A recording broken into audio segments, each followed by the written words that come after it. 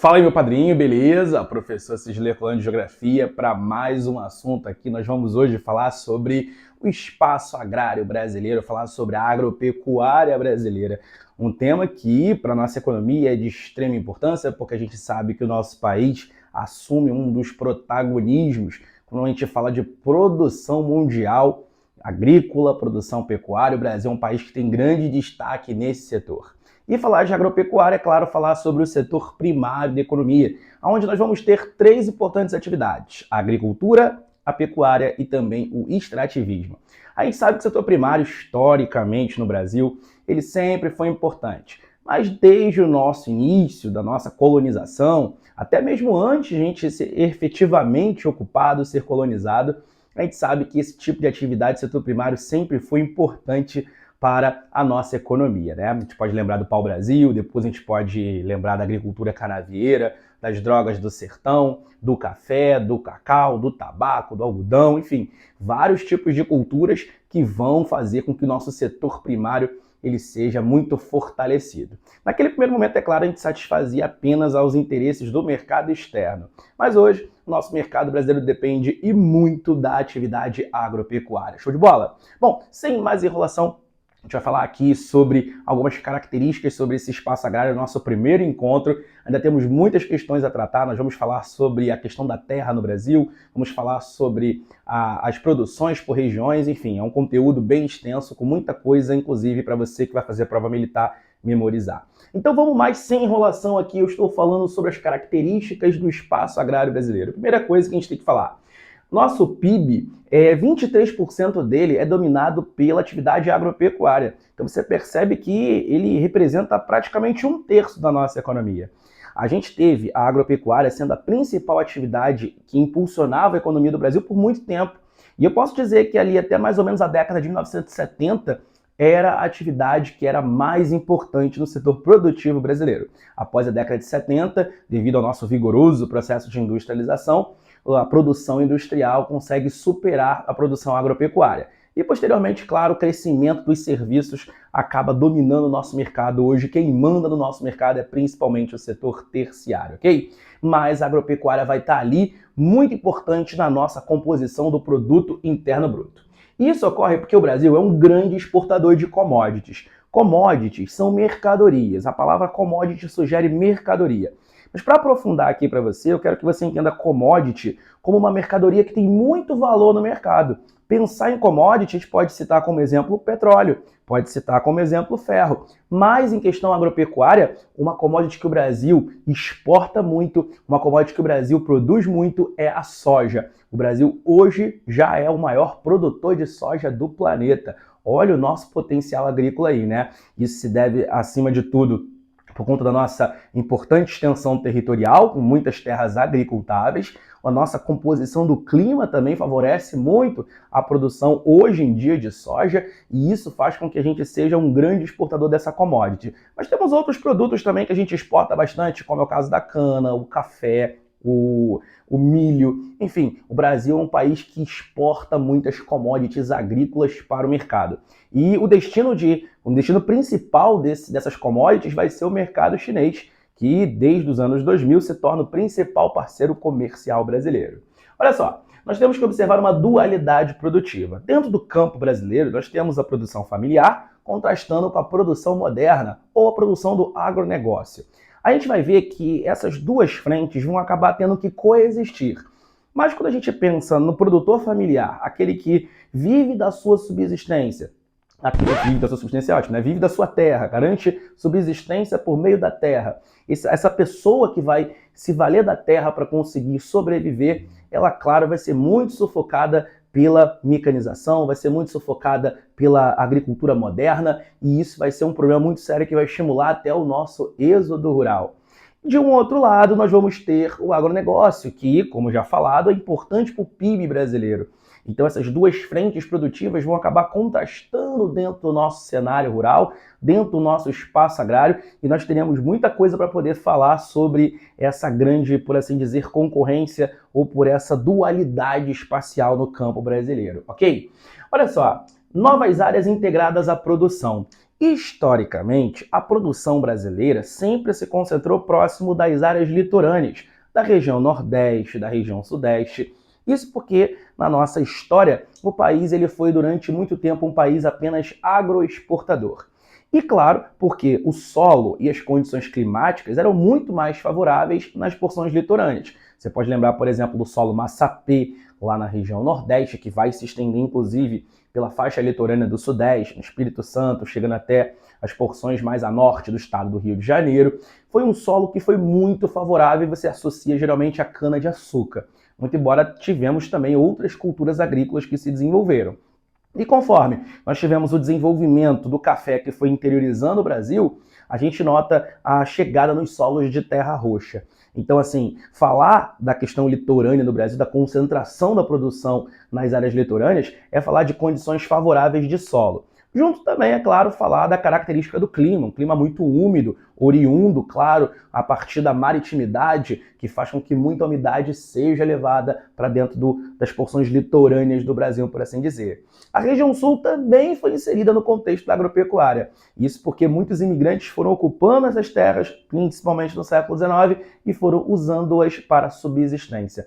Então, se eu tenho que destacar para você historicamente áreas de produção agrícola, eu vou citar sempre o litoral e eu vou citar também a região sul, que foi introduzida sobretudo pela atividade da pecuária e também a agricultura de subsistência.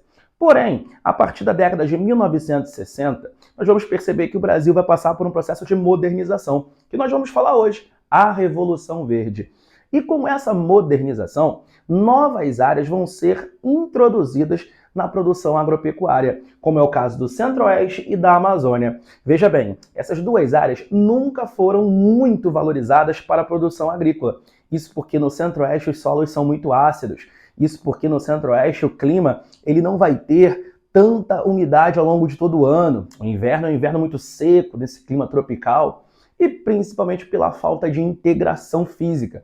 Uma vez que a gente começa a integrar o interior do Brasil com o Juscelino Kubitschek, efetivamente, a partir do Juscelino Kubitschek, melhor dizendo.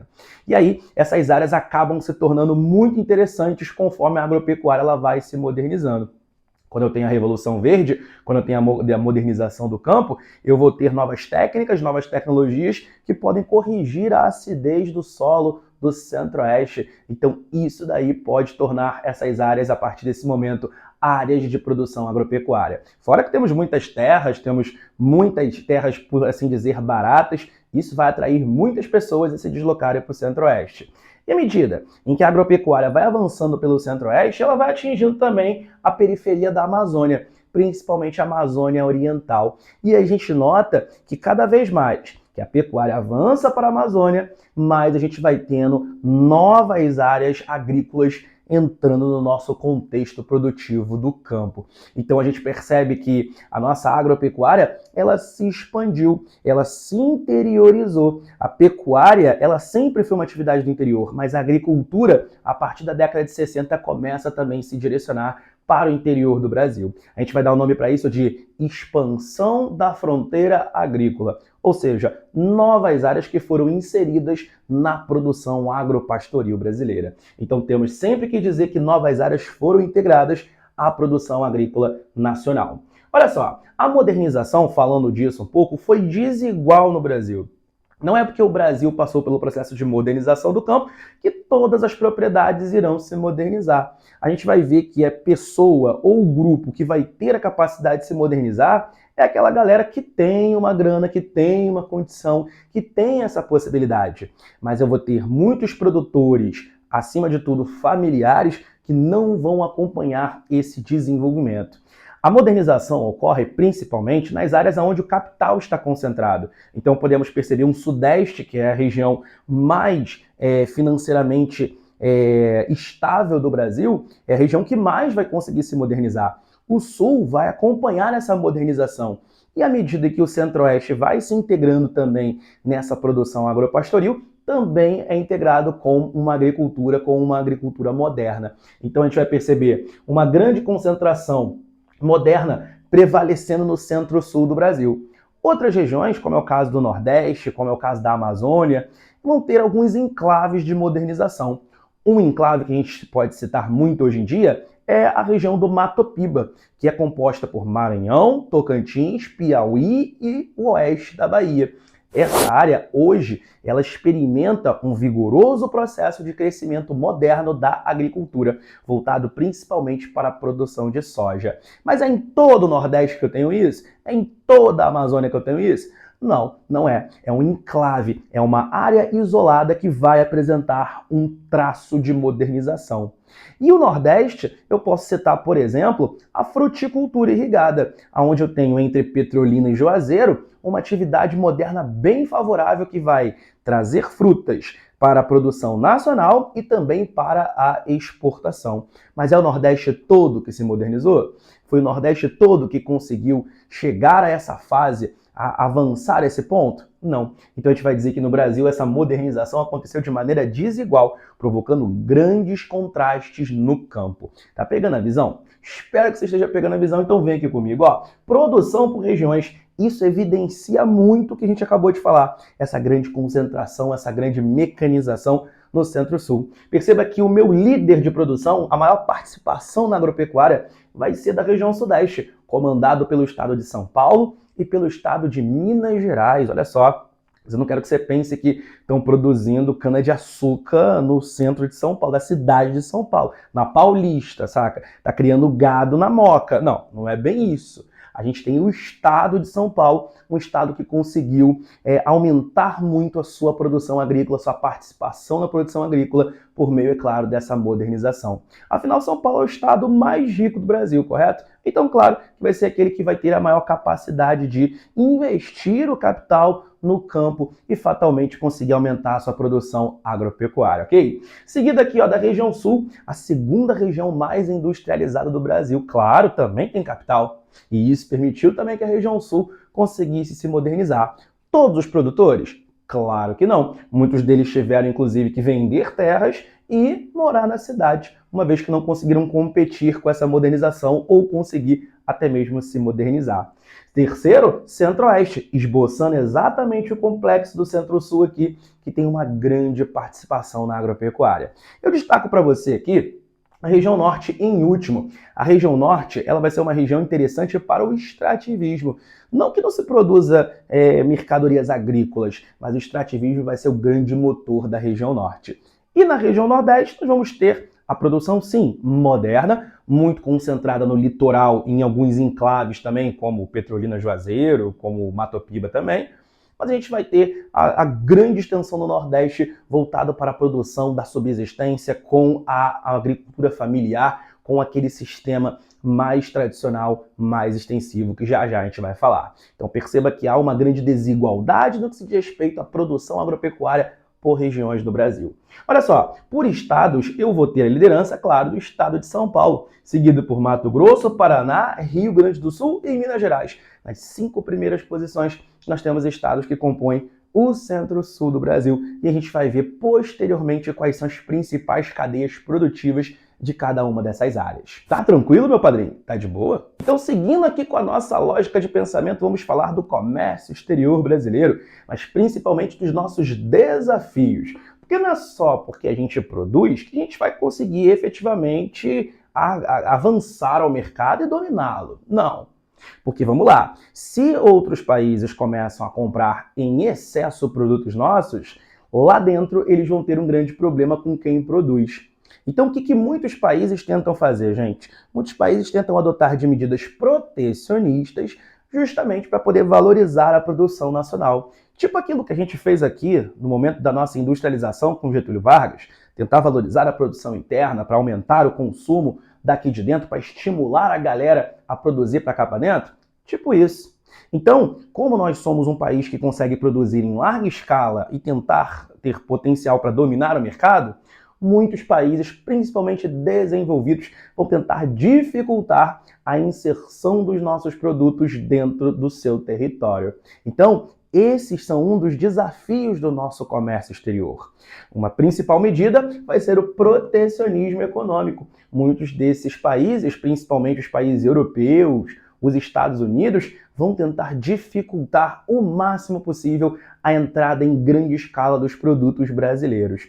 Uma forma que eles fazem para conseguir deixar esse protecionismo mais intenso é adotar a política de subsídios, que são incentivos mesmo, dinheiro, financiamentos por parte do Estado para a iniciativa privada produzir. E aí, claro, né, quando o Estado ele injeta capital, quando o Estado ele consegue investir nisso, a iniciativa privada consegue produzir, lucrar e ainda por cima vender muito barato no mercado. Ora, como lá eles conseguem vender muito barato, o nosso produto, quando chega lá importado, chega com um valor mais agregado. Ou seja, eles acabam dando prioridade porque é produzido internamente. Então isso é uma forma que o Brasil tenta fazer alguns determinados tipos de negociações a nível global, sobretudo com a Organização Mundial do Comércio, para tentar fazer com que esses países desenvolvidos venham a abolir essa política protecionista que venha desfavorecer o nosso mercado de competir com facilidade internacionalmente. Segue o baile aqui comigo. Barreiras tarifárias são taxas mesmo que muitos países colocam nos produtos. Então, essas taxas fazem, com o mesmo objetivo, uma medida protecionista. Faz o nosso produto chegar lá fora muito mais caro. E aí, claro, isso faz com que a população opte por comprar o produto mais barato que é produzido internamente. É uma forma desses países também se protegerem e protegerem seu mercado. Barreiras não tarifárias.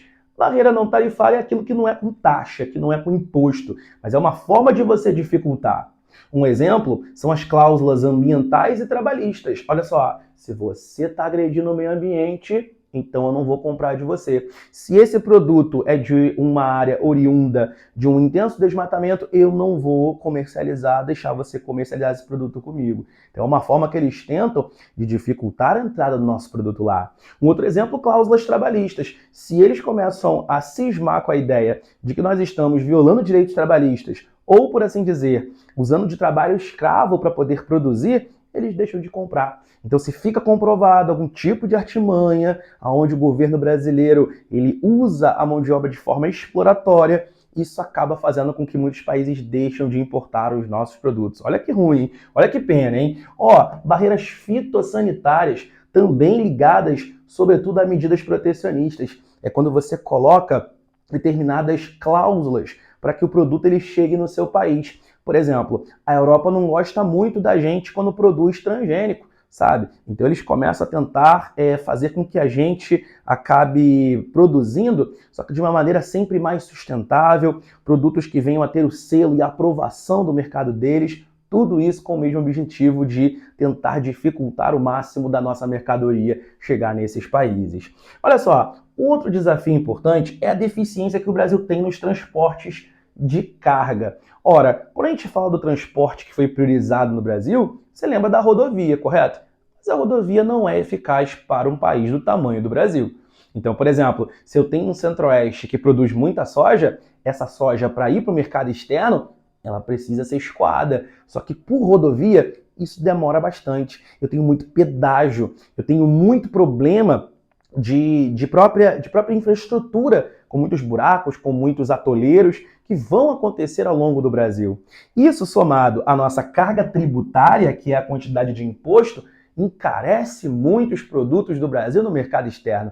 É chamado custo Brasil isso. Olha que problema que o Brasil ele tem quando a gente fala sobre o comércio exterior, ok? Em 2006, foi aprovada uma medida aqui no Brasil que é chamada Moratória dos Grãos. Essa moratória dos grãos foi um acordo para que não tivesse comercialização de mercadorias que foram derivadas de áreas desmatadas. Então, por exemplo, se eu comecei a desmatar uma grande área, uma grande quantidade de espaço natural, e eu venho a produzir um determinado tipo de cultura agrícola nessa área, esse produto muitas das vezes sofre um boicote no mercado. Então a moratória dos grãos foi uma maneira que o Brasil encontrou para tentar proteger mais ainda o seu ecossistema e mostrar para o mundo que está produzindo de uma forma bem mais sustentável. Tranquilo até aí? Tá pegando a visão? Então eu quero que você venha aqui comigo porque eu vou diferenciar os tipos de produção para você. Eu vou dizer que sistema agrícola é a forma como se realiza a produção agropastoril. Sistema agrícola é a forma como se realiza a produção agropastoril. Dessa forma, eu posso produzir com muito dinheiro ou com pouco dinheiro.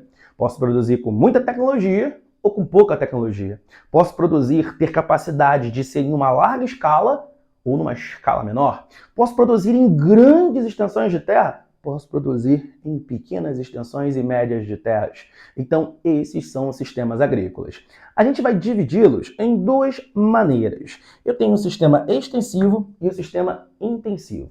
Eu digo que a produção é extensiva quando há uma produção tradicional. A produção tradicional, ela é aquela rudimentar que visa, acima de tudo, no primeiro momento, a subsistência. Então, o cara ele não vai ter tanto dinheiro, ele não vai ter tanto investimento. A prioridade dele é conseguir se sustentar. O que sobra, muitas das vezes, pode servir para abastecer um mercado local. É aí onde surgem as feiras, é aí onde surge o comércio, que vai, é claro, ajudar uma população local a ter sempre abastecimento dentro dos seus mercados, das suas feiras, dos seus sacolões. Isso daí é que vai acontecer. Então eu destaco aqui que a produção é tradicional, com pouca inserção de capital. Um exemplo é a nossa pecuária extensiva. Quando eu falo que pecuária é extensiva, eu digo que o gado é criado solto. O gado criado solto não precisa de tecnologia, correto? É só ele ser criado para pastagem e simples assim. Dentro do sistema extensivo, eu observo uma atividade chamada coivara, que é onde a pessoa muitas das vezes usa o fogo para poder limpar o terreno e fatalmente utilizar-se dessa área para fazer a produção agrícola. Nessas áreas, muitas das vezes, que eu tenho a produção extensiva, eu tenho um tipo de agricultura familiar, de subsistência, podendo ser itinerante, que é quando você vai indo para vários lugares, você vai mudando de lugar constantemente e sua produção, é um exemplo de produção extensiva. Agora, quando eu falo para você de produção intensiva, sugere uma produção moderna. Uma produção moderna que vai ter uma elevada inserção de capital e também tecnologia. Eu posso ter essa produção moderna, gente, em grandes propriedades, ok? Mas eu também posso ter essa produção moderna em pequenas e médias propriedades. Até porque eu tenho algumas famílias que conseguem ter capital para poder investir, conseguem acesso a financiamentos, a créditos, e isso ajuda com que essas famílias elas possam se modernizar. Mas geralmente quando a gente fala de produção intensiva, a gente fala da produção empresarial, da produção que visa, claro, os lucros. Então temos grandes conglomerados, grandes empresas que atuam em vários segmentos, sejam nacionais ou sejam conglomerados transnacionais. Eles vão inserir muito capital, produzir com muita tecnologia, exigir mão de obra qualificada e fatalmente a produção tem o destino final, a lucratividade. E essa lucratividade, ela não é no mercado interno, essa lucratividade é no mercado externo, onde nós temos, inclusive, o pagamento sendo em maior escala. Então, o sistema extensivo é aquele que produz de forma tradicional, com poucos recursos, geralmente para subsistência, e já o sistema intensivo é aquele que usa uma modernização. Dando o exemplo da pecuária intensiva, seria aquela que o gado é criado preso, que o gado ele vai receber ração, que o gado vai ter acompanhamento de um veterinário. Enfim, eu tenho um preparo do solo para a agricultura, eu tenho um sistema de irrigação na produção agrícola, ou seja, eu vou ter grande modernização e, claro, a minha produtividade vai se elevar consideravelmente. E seguindo aqui com a nossa linha de pensamento, nós vamos falar sobre a modernização do campo. A modernização do campo vai ser o nosso último ponto nessa pequena película, nesse pequeno resumo. Olha só, a modernização do campo no Brasil vai se iniciar a partir da década de 1960, no momento que fica conhecido no mundo como Revolução Verde. A Revolução Verde no mundo, ela começa na década de 50, encabeçada pelos Estados Unidos, a grande potência que emergiu pós Segunda Guerra Mundial. Na década seguinte, ela começa a ganhar os campos do Brasil. Um personagem importante que tinha prioridade de investir nisso foi o JK. Mas a ditadura militar vai ser o momento onde esse tipo de prática, mais moderna no campo vai começar a se desenvolver e se expandir pelo Brasil. Ok. Foi comandada pela Embrapa. Embrapa é a Empresa Brasileira de Pesquisas Agropecuárias. Essa empresa foi criada para promover a modernização no campo brasileiro, desenvolvendo insumos, desenvolvendo tecnologias, tentando, de certa forma, desenvolver sementes, ou seja, fazendo com que o nosso campo pudesse experimentar um grande progresso. A Embrapa foi criada nessa ideia de ser responsável pela modernização do campo brasileiro. Tá pegando essa visão? Espero que sim. Então, olha só, consequências positivas da Revolução Verde para o Brasil. Surgimento de máquinas como tratores, como coletores, como ceifadores. Hoje em dia nós usamos drones para poder percorrer grandes áreas, sabe? Não é nada, pode parecer que não, mas quebra um galho absurdo. Porque você percorrer uma grande área somente fazendo filmagens, isso daí ajuda você a poder controlar a produção agrícola e ver se está tendo algum caô em áreas mais isoladas da sua propriedade. Outro ponto, desenvolvimento de produtos e insumos químicos, ok? Insumos agrícolas no geral. Eu tenho fertilizantes, eu tenho agrotóxicos. A gente sabe que agrotóxico não é uma parada muito boa em questão sanitária, muito embora ajuda no controle de pragas. O fertilizante ajuda a gente a ter melhor produtividade no campo. Eu tenho técnicas como é o caso da calagem para poder corrigir a acidez dos solos.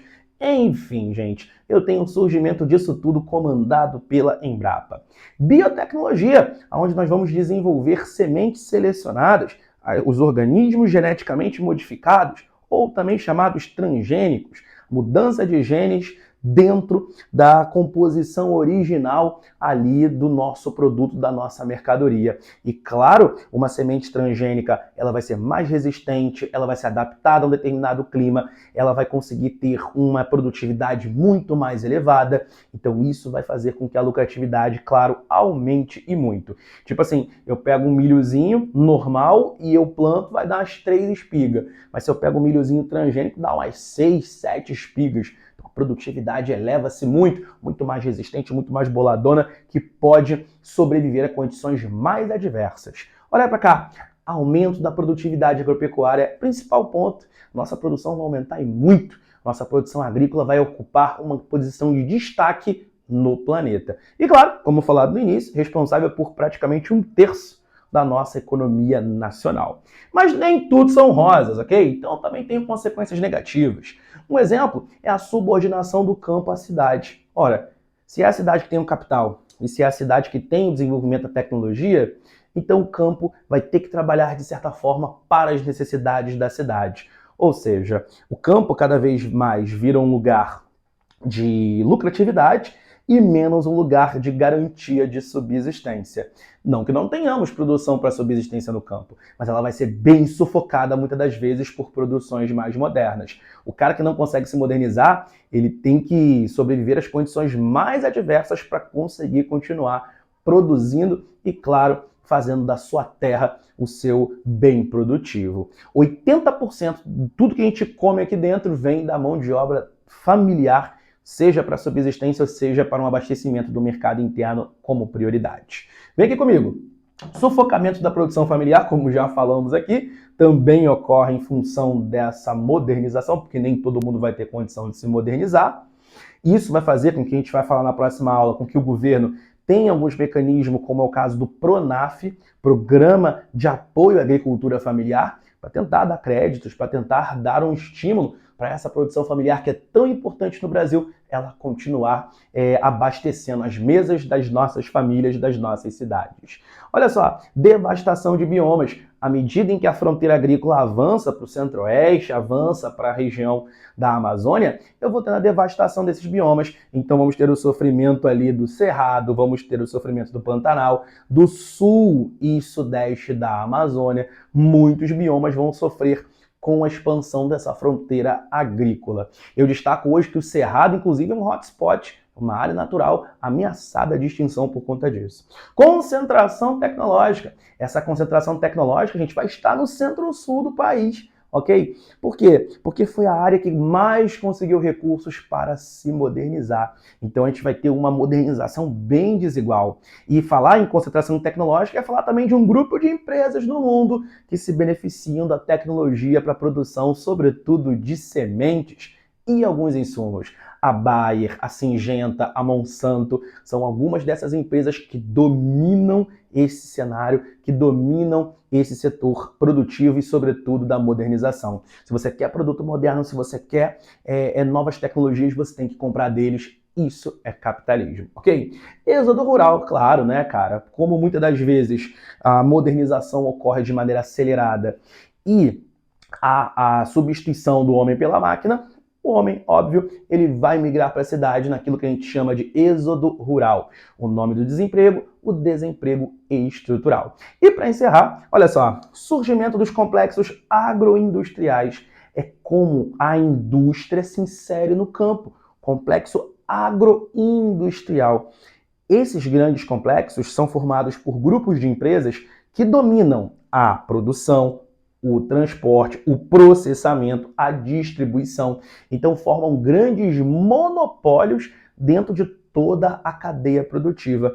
Isso é ruim, claro. Isso vai ser ruim, porque isso acaba dificultando cada vez mais a inserção e a livre concorrência com outras empresas. E, claro, a gente vai ter uma subordinação muito grande a determinados grupos por conta disso. Aí a qualidade, aí o preço, enfim, tudo isso pode acabar sendo cada vez mais elevado por conta desse grande domínio de um grupo seleto de empresas.